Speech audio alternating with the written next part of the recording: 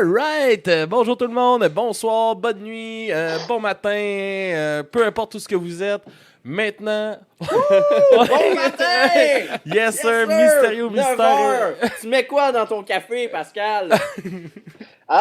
Bientôt du cognac, mais pour l'instant, il n'y a que du café. Hein. Mais j'ai une bouteille de Bonne cognac là, à réponse, j'ai disposition pour rien me mettre un peu entendu, à niveau. j'adore ta recette.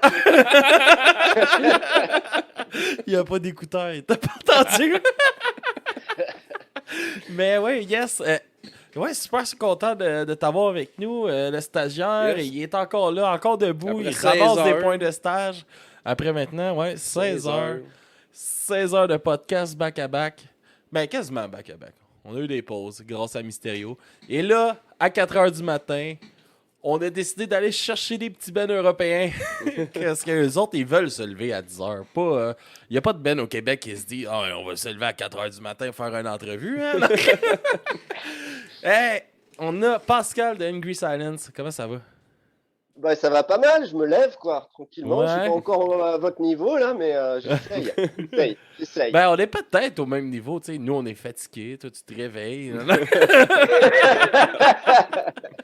Hey, je te laisse en entrée de jeu présenter le projet. Comment que ça a commencé? Qu'est-ce que tu fais dans le projet? Ouais. Je te laisse nous expliquer ça, mon gars. Et ben, Angry Silence, on avait commencé ce groupe-là quelques mois avant le premier confinement. Je me souviens plus exactement de la date. En gros, on était prêts au moment du premier confinement, en tout cas le premier confinement en France.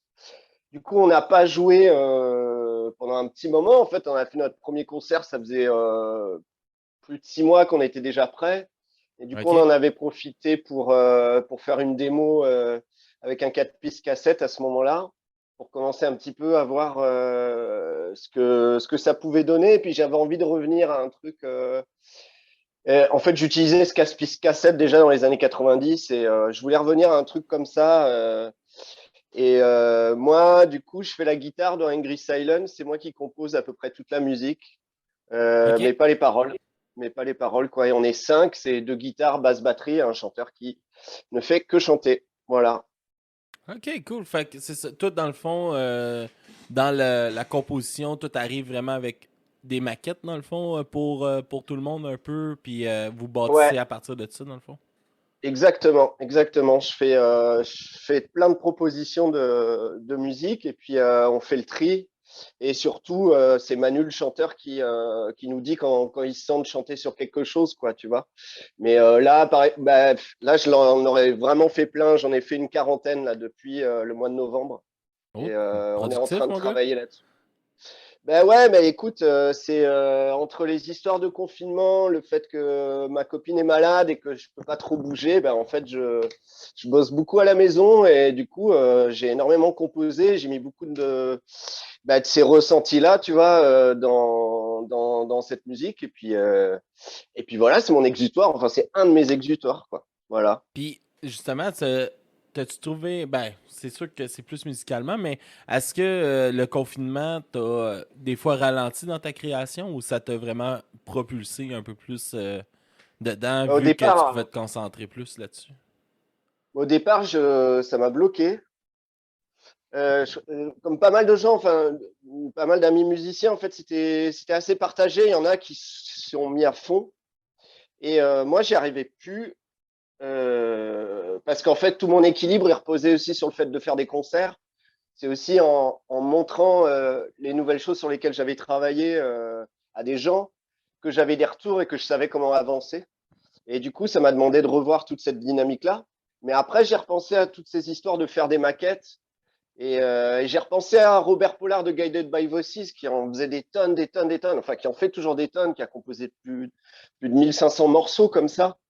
Et je me suis dit qu'il fallait que je rentre dans une dynamique comme ça et que je lâche pas l'affaire. Mais ça a été plutôt à partir de...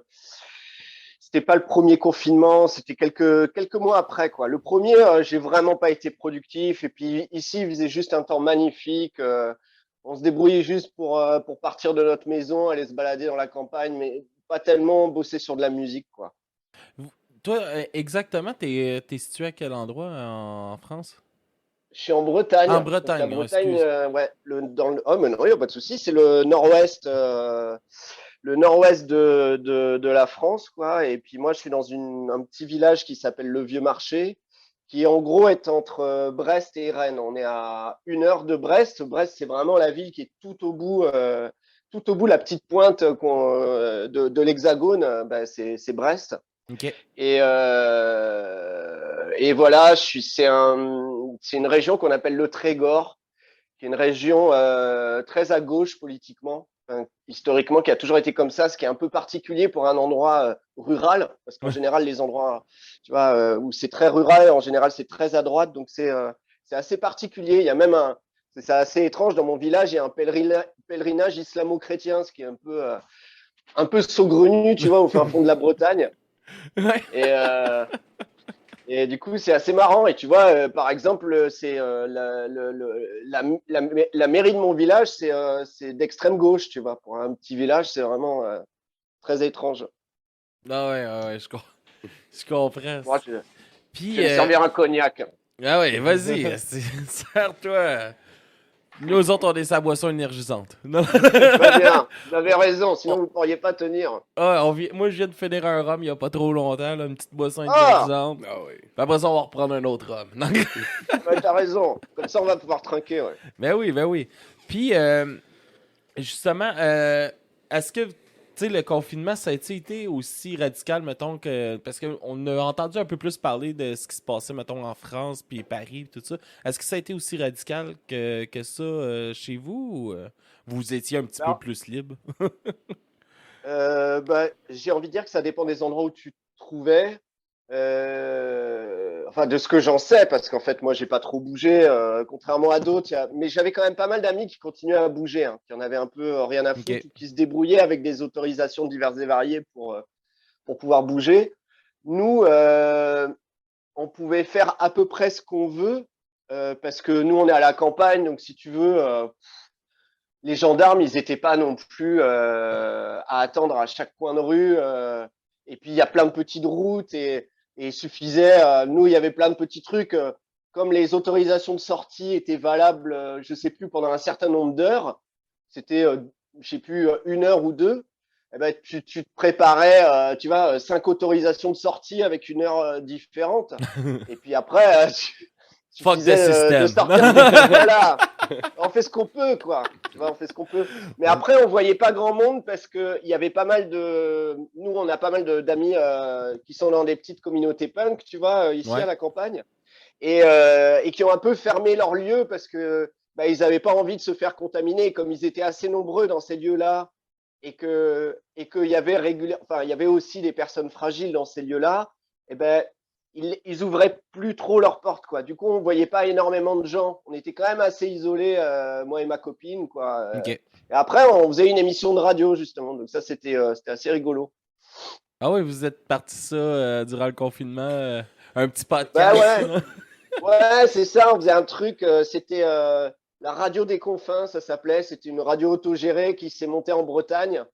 Et on faisait ça le samedi soir. C'était OK. comme juste une énorme fête. Juste on commençait l'émission vers 22 h jusqu'à tomber raide bourré, quoi. C'était un peu, Comme nous, un peu là. ça. Non, non. C'est un notre peu plan. comme vous là, ouais. Mais faut pas qu'on tombe, nous autres. Oh. Non, faut pas. Puis c'est ça, justement, je trouve ça intéressant que, tu sais, il y a une petite communauté punk puis tout ça.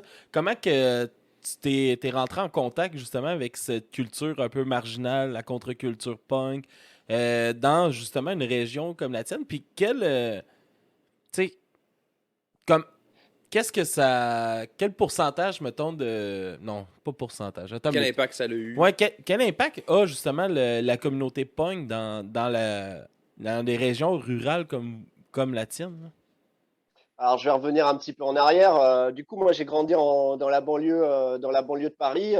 Bah, vous parliez de rap juste avant. Bah, moi, je viens du 93, d'où venait NTM, que vous connaissez certainement, quoi.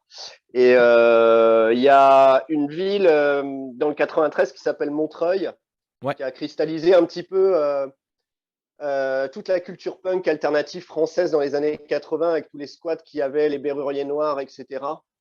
Et du coup, ben, moi, quand je me suis mis à Les la Bérus, musique, on les a les affichés. Berrus, ah bah voilà, ouais, bien sûr, bien sûr.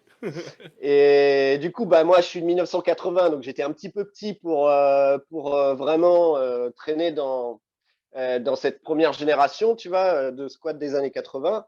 Néanmoins, quand je me suis mis à la musique, que j'ai commencé à m'intéresser au punk, à un moment, j'ai pris quelques cours de guitare et le guitariste qui était un bluesman, eh ben, il jouait dans un groupe de punk et ce mec m'avait invité à venir voir, je devais avoir 15 ou 16 ans, tu vois.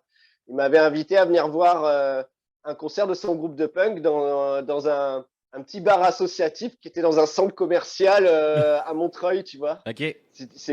C'était complètement improbable parce que tu avais vraiment au milieu de ce centre commercial, tu vois, une bande de freaks punk, tu vois, qui squattait tu vois, le centre commercial.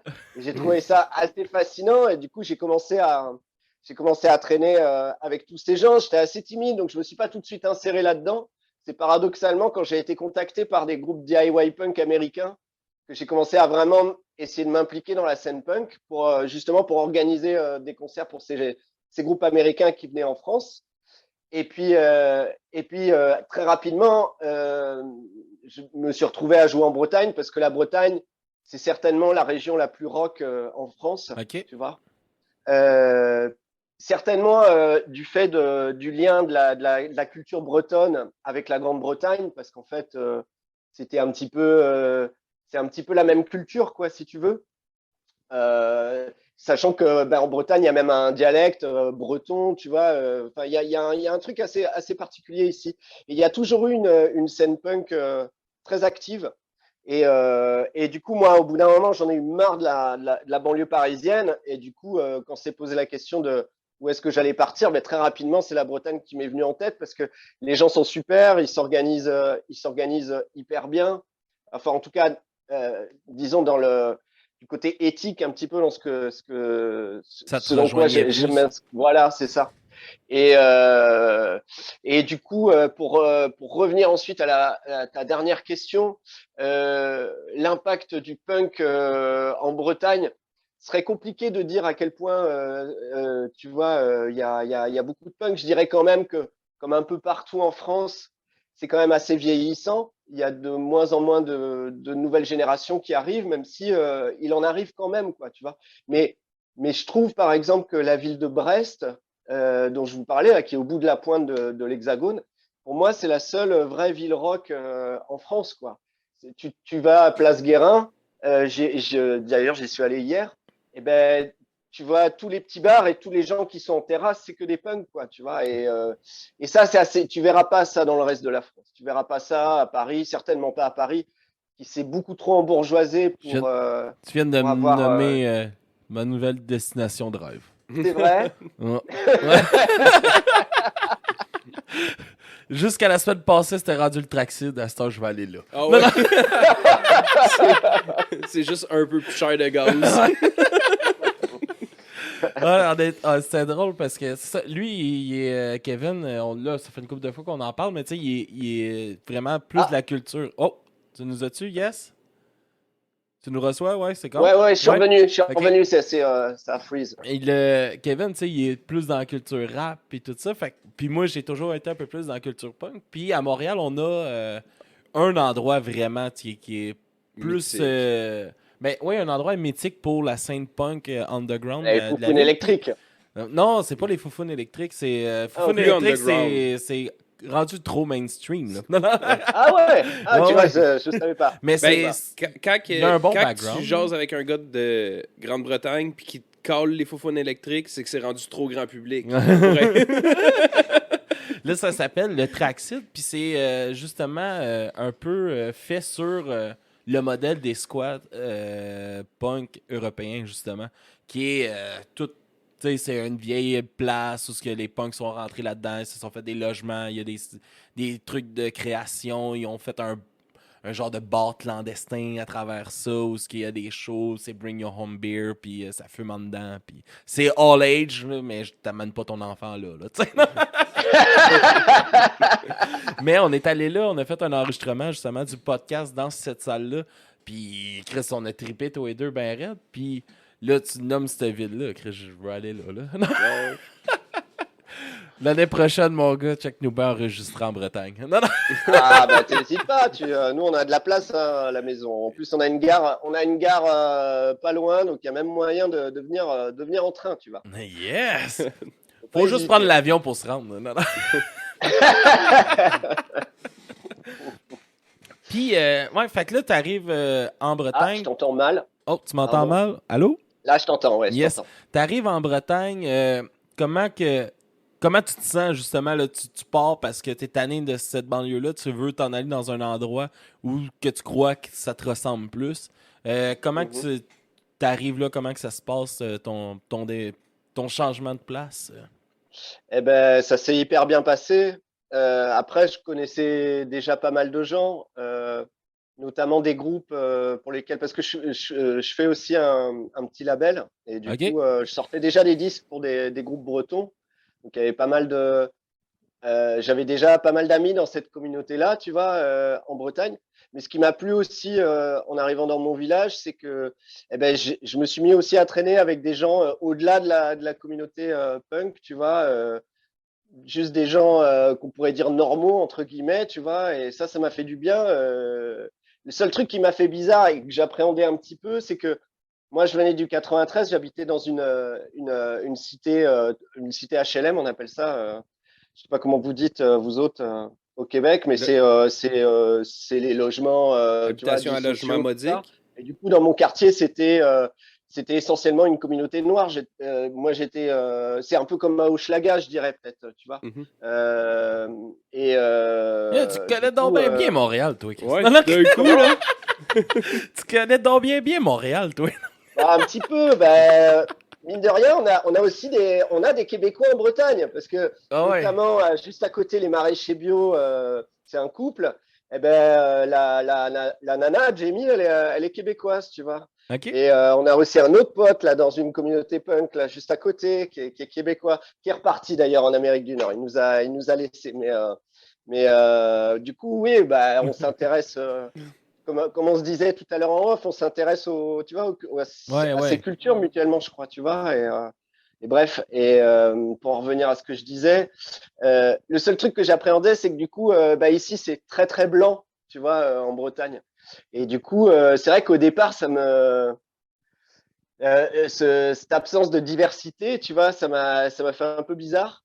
Mais en fait, c'est hyper ouvert, quoi. C'est juste la position géographique de la Bretagne qui fait que pour arriver en Bretagne, comme c'est sur le chemin d'absolument rien, faut vraiment le vouloir pour arriver là-bas, quoi. Tu vois, c'est ça qui est Ouais, qui est assez tu étrange. Mais apparais en pas tout cas, là juste comme ça. Là.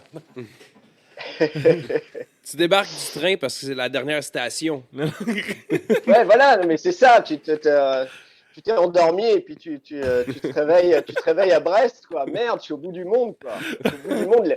L'étape d'après, c'est Amérique, quoi. Non, mais c'est vrai. Brest fait carrément face à l'Amérique, quoi. Tu vois, c'est ça qui est rigolo aussi. Enfin, bon. Un voisin un peu loin. Un peu loin. Un peu loin. Je pense pas que j'irai à la nage, en tout cas. Non, ouais. Mm. Alors, il faudrait que tu sois motivé en esti de traverser ça à nage.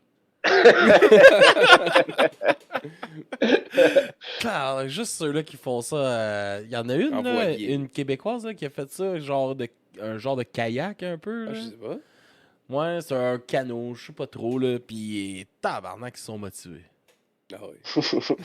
Calisse. Mais si là, on va revenir un peu plus sur ton côté musical, parce que là, on parle de tes placements un peu, on a parlé aussi de ta connexion avec le punk, comment que ça s'est produit. Comment que toi, tu commences à jouer de la musique? Quel moment que tu t'intéresses à la musique, tu dis, je joue d'un instrument, puis je me lance? Je crois comme beaucoup de gens qui sont nés autour de quand je suis né, c'est-à-dire 1980, le moment où il y a Nirvana qui arrive, c'est le moment où j'ai pris conscience qu'en fait, enfin, déjà que j'avais envie de faire ça parce qu'en fait, enfin quelqu'un qui semblait un petit peu nous ressembler, d'un coup se retrouver comme ça dans les médias en France. On voyait même à la télé Nirvana, on entendait ça à la radio. Et, euh, et là, on s'est dit, on était beaucoup à se dire que c'était possible de faire des groupes. Et puis, il y avait ce documentaire 1991 de Real Punk Rock, le truc de Sonic Youth, avec toute cette tournée avec Nirvana et Dinosaur Jr. et tout ça. Et cette vidéo, c'est vraiment quand j'ai vu ce film que ça m'a hyper donné envie de faire des groupes et de partir en tournée. Et du coup, au départ, je faisais un peu plus du métal. Et puis assez rapidement, je suis passé du côté punk parce que l'éthique punk me parlait beaucoup plus, si tu veux. Donc, euh, mais voilà, en fait, grâce à Nirvana, ça m'a ouvert vraiment des portes vers tous les classiques punk déjà, et puis vers d'autres choses, des choses plus pop comme les Vaselines, des choses plus hybrides comme les Wipers, tu vois. Et puis bien sûr Sonic Youth qui après une fois que je me suis ouvert à Sonic Youth, ben là, je me suis intéressé au jazz, à la musique expérimentale et à plein d'autres trucs, quoi. Et du coup, ça a commencé à m'ouvrir à plein de choses. Et à essayer aussi comment dire, je me suis mis aussi à comprendre que le punk, c'était pas tant une norme esthétique, tu vois, enfin, qu'il fallait pas que ça devienne une norme esthétique, mais que c'était plus une démarche et une manière de voir les choses et de remettre en place de la solidarité, quoi. Voilà. Je suis tellement content que tu dis ça, là, que le punk, c'est pas une éthique là, tu sais, c'est une éthique mentale, mais c'est pas une éthique vestimentaire, tu sais. Puis ça, c'est une conversation que j'ai eue souvent avec des amis, justement, de Chris, vous êtes tellement punk, les gars. Puis tu sais, moi, j'ai lui qui a le look le plus punk, tu sais, avec j'ai une veste toute patchée, avec des studs, puis mais, et puis là, il va regarder, on n'est pas punk aussi parce que c'est des ingénieurs, puis ils sont plus souvent en cravate avec une chemise. Je dis, ouais, mais Chris, le chanteur de Bad Religion, là, c'est un doctorat, là, c'est un docteur, il a fait des doctorats, c'est un professeur, puis tu le regardes, il a pas de l'air d'un. Visuellement, il a pas de l'air d'un punk, là.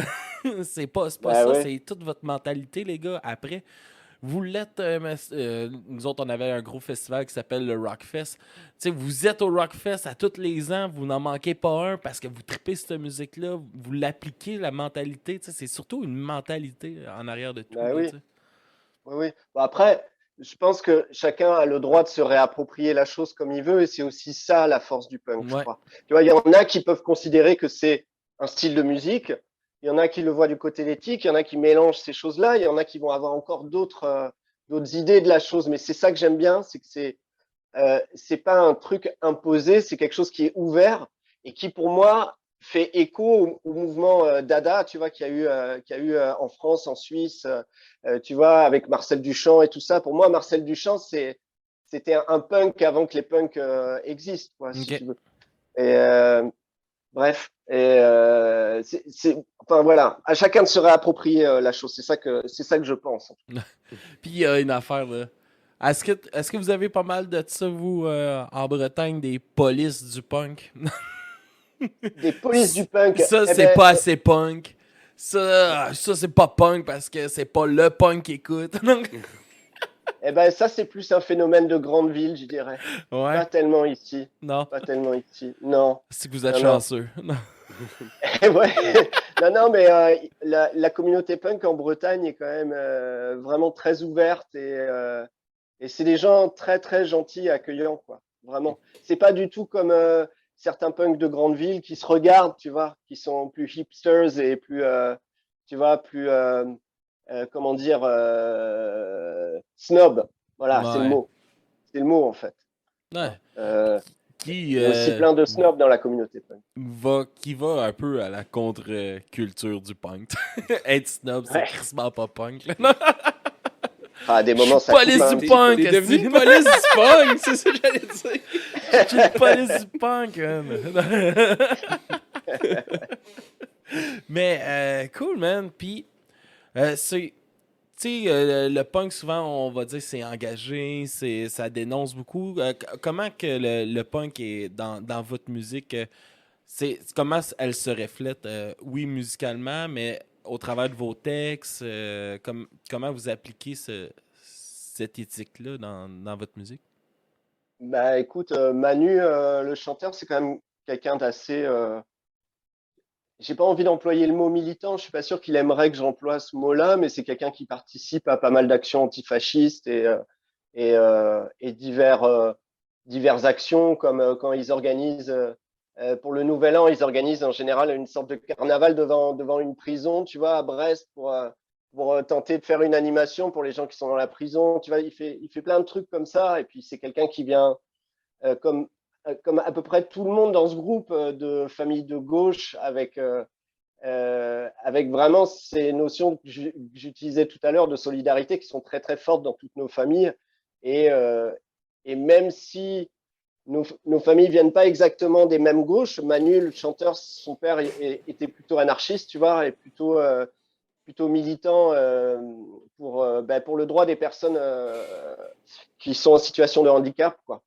OK. D'ailleurs, c'est lui qu'on voit sur la pochette de notre disque. On le voit de dos euh, dans sa chaise roulante. Et en fait, il avait organisé une association qui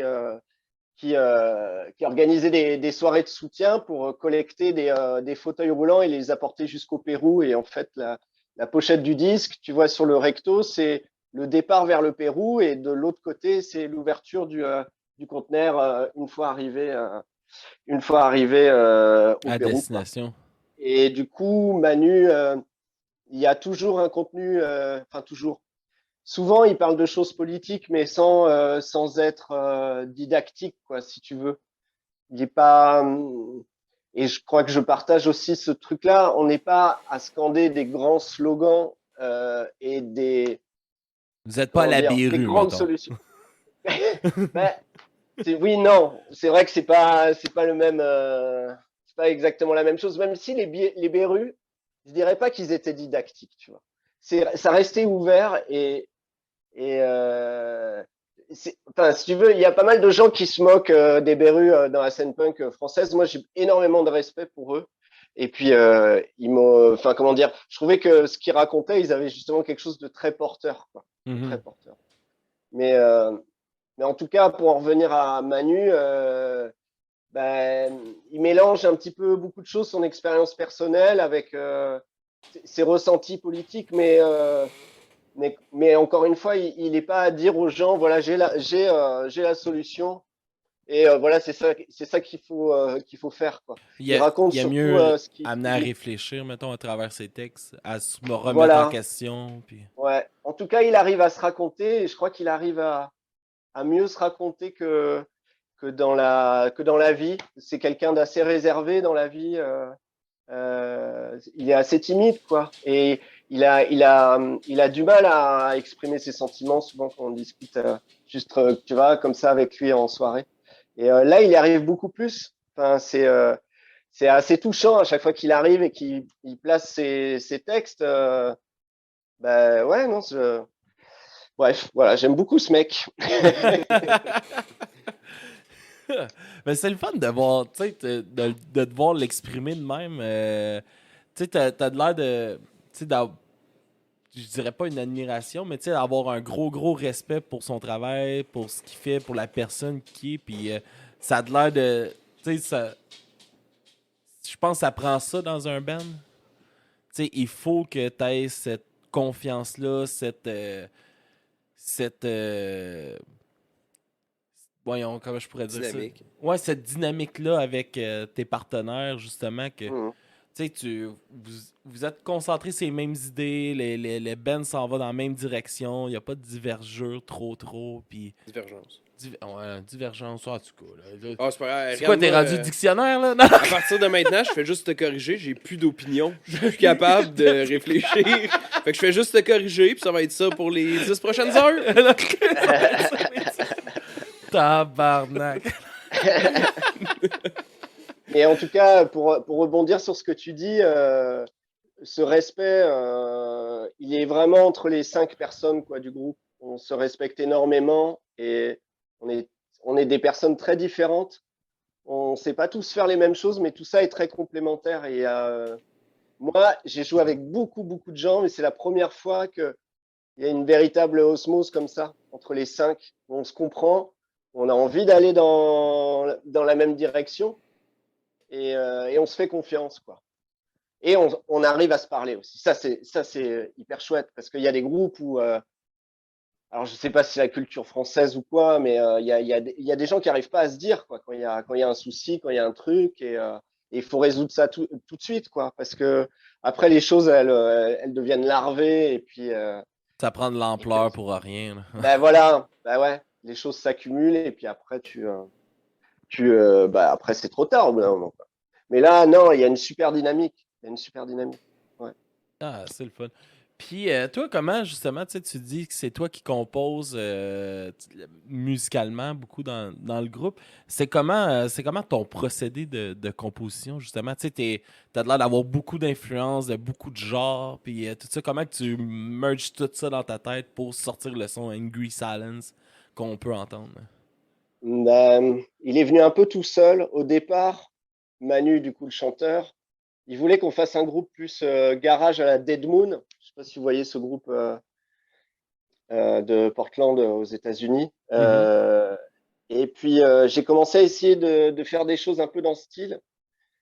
J'en ai fait un petit peu, mais j'y arrivais pas très bien. Et assez naturellement, je suis revenu à mes influences de justement quand j'ai commencé à écouter tout ça. Là, je parlais de Nirvana, mais tous ces groupes plus ou moins de cette période, en tout cas des années 90, me sont revenus naturellement, sachant que je savais pas du tout jouer cette musique à l'époque, quoi.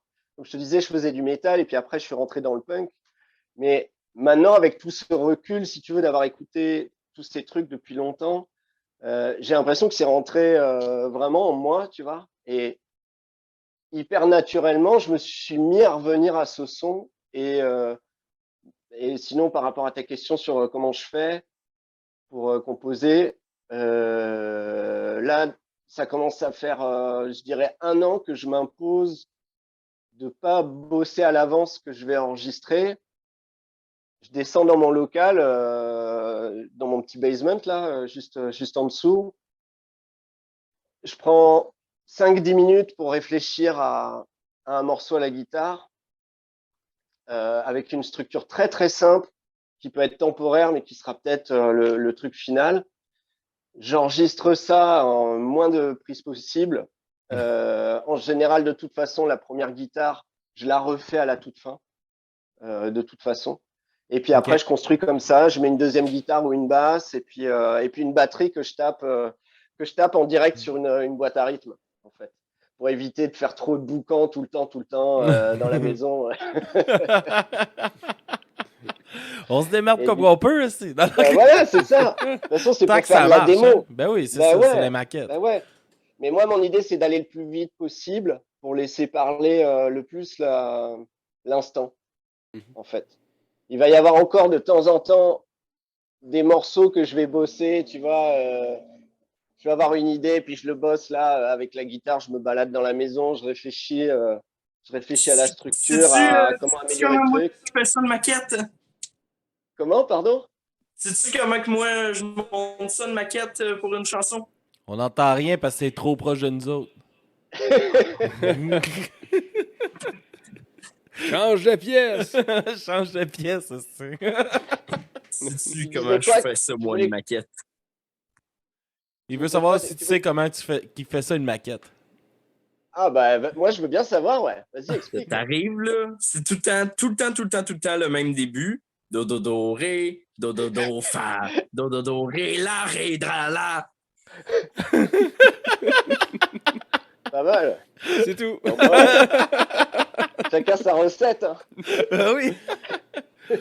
Mais c'est le fun, tu sais. Je pense que depuis aujourd'hui, t'es pas mal le premier qui nous dit, tu sais, qui compose vraiment pas mal tout dans nos entrevues qu'on a eues.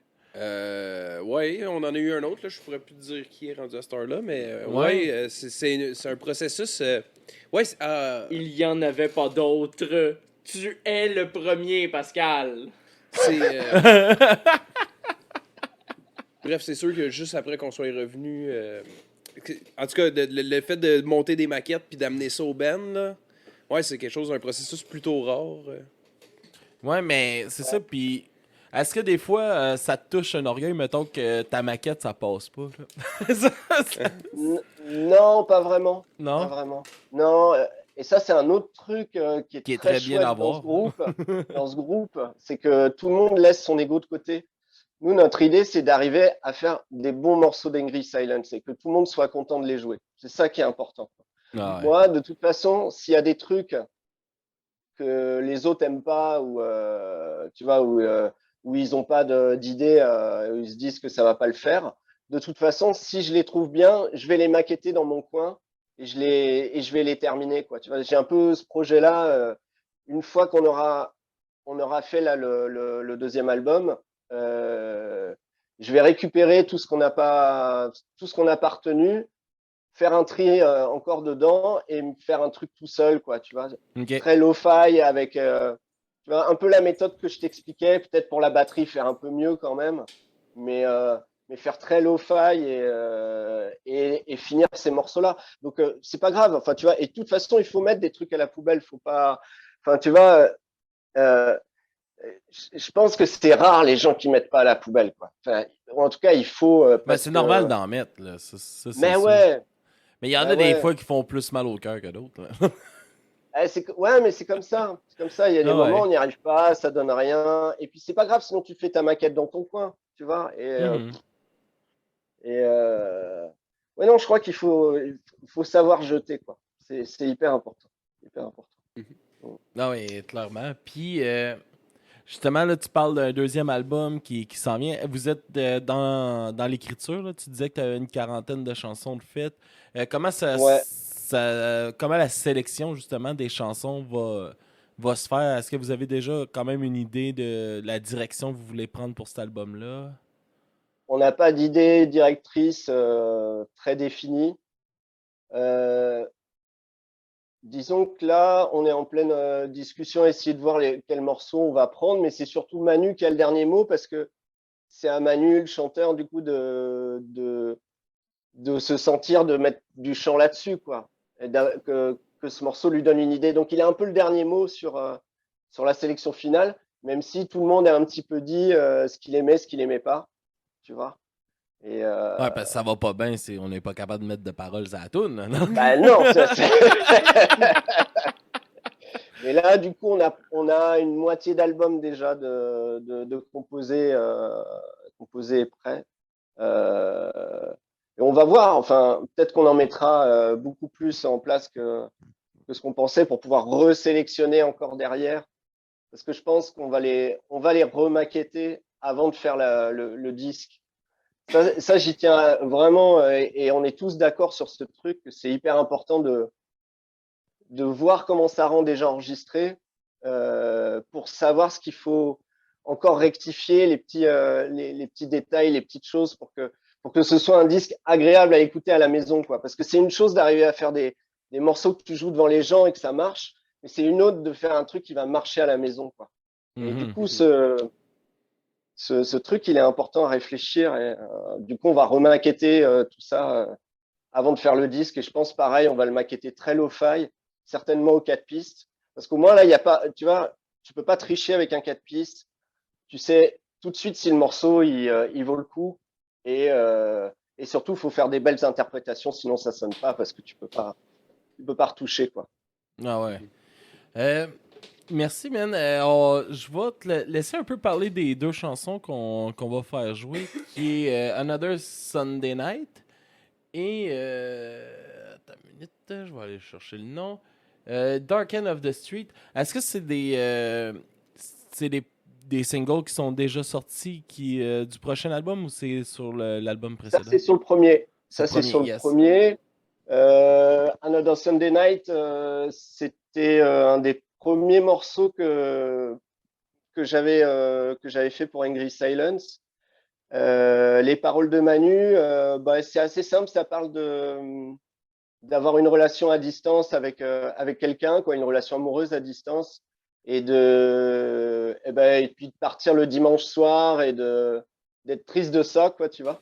Mhm. Et, euh, Et voilà, c'est une chanson d'amour, en fait, Another Sunday Night. Et Dark End of the Street, c'est une reprise, c'est un standard de soul au départ, euh, qu'on a essayé de réadapter et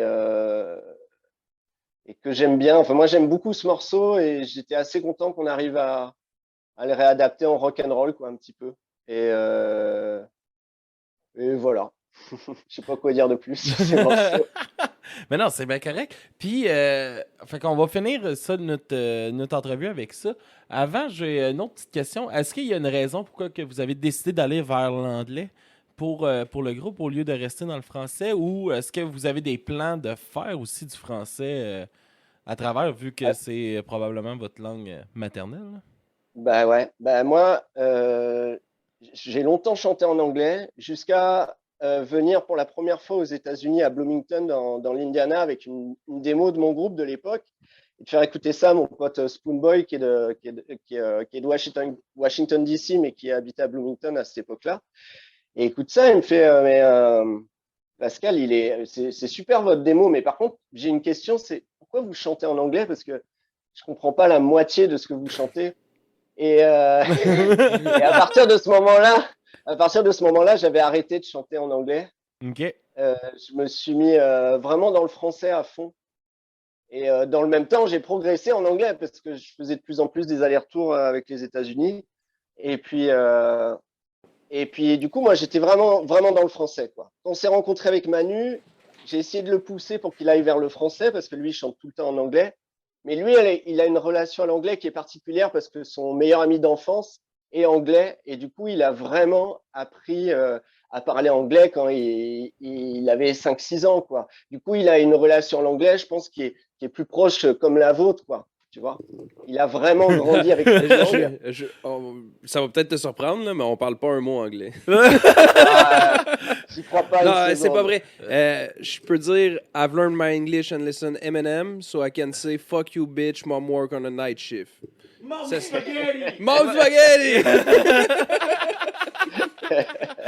Mais ouais, c'est ça. Puis on s'est fait un peu sauver le cul aujourd'hui. On devait avoir une entrevue en anglais à 3h, mais avant, on avait un autre animateur avec nous qui s'appelle Marco. Mais il a lâché, puis il nous avait dit « Ah, je vais vous backer pour votre entrevue. » Puis finalement, il pouvait pas être là. Puis là, Ok. il arrivait à 3h, puis j'étais comme, tu sais, moi, je suis capable de me débrouiller en anglais, tu sais, je suis capable, mais là, de bouncer, tu sais, avoir une discussion avec quelqu'un, ok, mais là, faire une entrevue, rebondir sur les réponses, tu sais, c'est beaucoup, puis là, tu sais, ça Ouais. ferait déjà quasiment 4 heures d'entrevue qu'on fait rendu là. Bah ouais.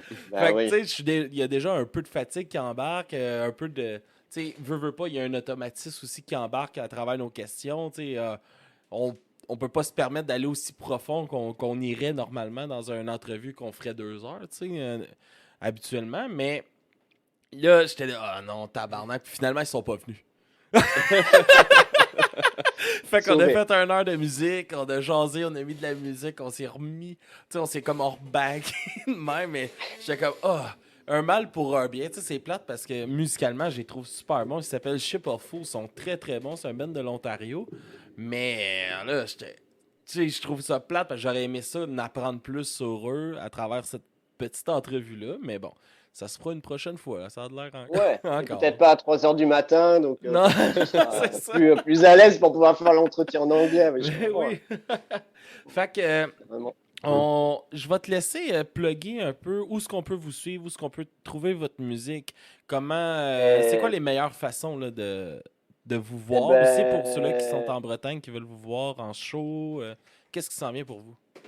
Eh ben, en Bretagne, je pense qu'ils seront assez vite au courant par le réseau de petites newsletters comme la Sulfateuse qui est diffusée un petit peu partout en Bretagne, qui annonce pas mal de concerts punk en Bretagne.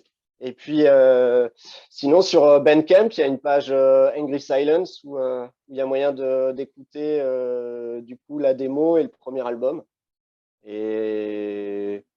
Et voilà. Et sinon, ouais, bah, nous, on espère se mettre à tourner bientôt et commencer à se faire des belles tournées, quoi. Ça commence à me manquer. Ça commence à vraiment me manquer. Ça fait depuis le Covid que j'ai pas refait de tournée et ce truc commence à me titiller. J'ai aussi envie de revenir en Amérique du Nord. Tous les potes et les potesses commencent à me manquer, quoi. Et Justement, il y a Gertrude Battu là, dans le chat qui disait, tu sais, vous commencez à envoyer pas mal vos affaires là, dans les podcasts québécois puis tout ça. Fait qu'il se demande, lui, là, c'est quand que vous allez venir jouer ici, là. moi, j'espère. Mais en fait, notre rêve, et je pense qu'on va y arriver à un moment, on aimerait aller enregistrer le 3e album avec Steve Albini à Chicago, en fait. C'est ça qu'on aimerait faire.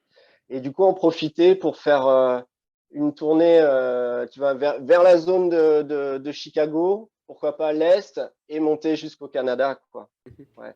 C'est un peu notre idée. Ouais, si vous venez bien faire ça. Dans notre coin, on vous hébergera. C'est cool. Ça fait une chambre d'hôtel de moins payée.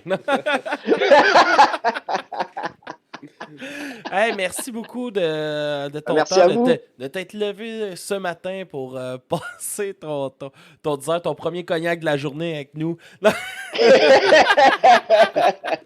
C'est super apprécié. Pour de vrai, on a écouté un peu tantôt ce que vous faisiez. Moi, j'ai trouvé ça super cool. Il y a une petite vague un peu old school dans le sonoriquement. J'aime vraiment ça. Ça me fait penser à un peu le vieux punk que j'écoutais quand j'étais un petit peu plus jeune. J'ai vraiment, vraiment apprécié entendre ces chansons-là. C'est clair que j'ai hâte d'entendre ce qui s'en vient. J'aimerais ça que vous nous l'envoyiez pour on va en faire la critique, mec, ça sort. On fait-tu un deal là-dessus? Puis vous reviendrez en entrevue, puis mec, vous venez au Québec, on va passer une entrevue en studio ici, direct en live. Alright, ça. Avec grand plaisir. Alright, merci beaucoup, Pascal. C'était un plaisir de passer du temps avec toi ce matin. Merci à vous, amusez-vous bien. Hein. De toute façon, je vais vous regarder sur Twitch en même temps que je me prends un 2e cognac. Alright, merci. Yes, sir, bye. Allez, salut. Salut.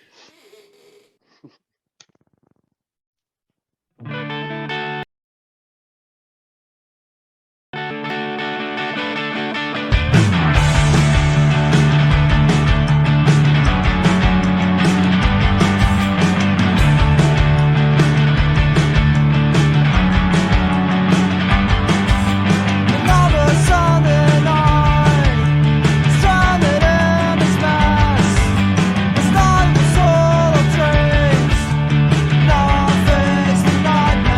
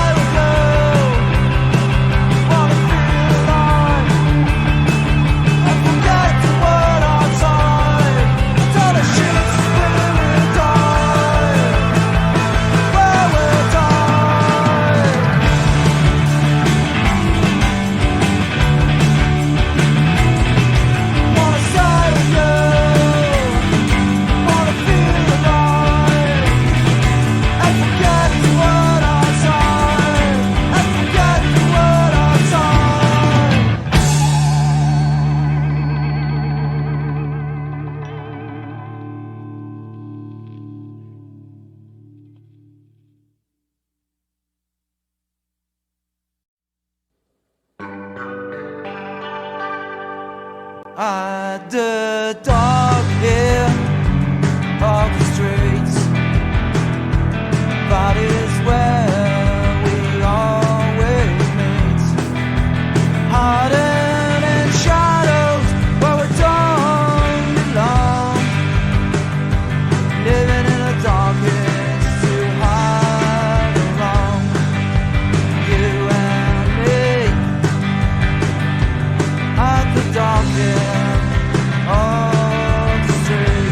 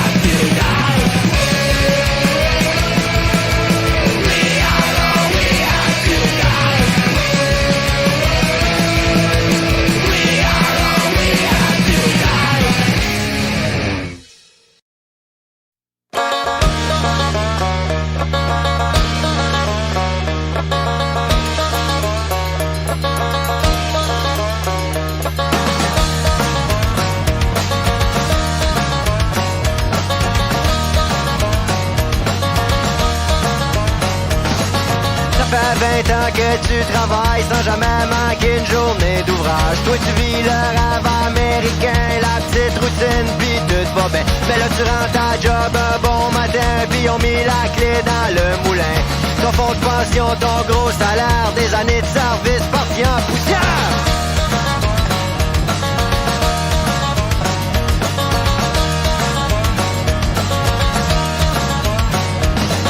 T'as pas de diplôme, t'as pas de métier, comment tu fais pour te payer? Ton gros bateau, ta grosse cabane, les nouveaux seins de ta bonne femme. Elle troque l'année à 60 000, les voyages dans le sud avec la famille. Le beau chalet sur le bord du lac, là t'es mal pris en tabarnak!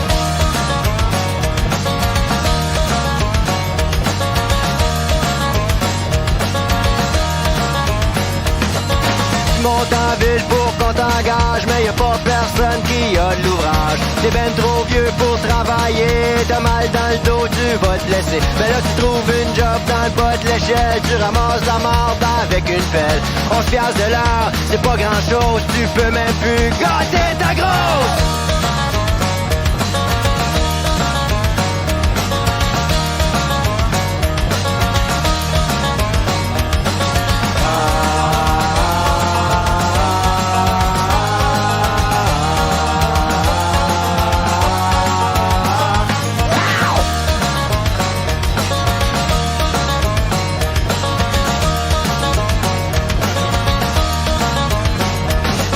T'as tout perdu, il te reste plus rien, t'as plus de raison de te lever le matin. La banque a saisi ta maison, t'as même plus une scène noire à ton nom. Mais tu te consoles, ça pourrait être bien pire, au moins t'es pas en train de mourir. T'as quand même goût de pogner ton gun, shooter dans le tas, rien que pour le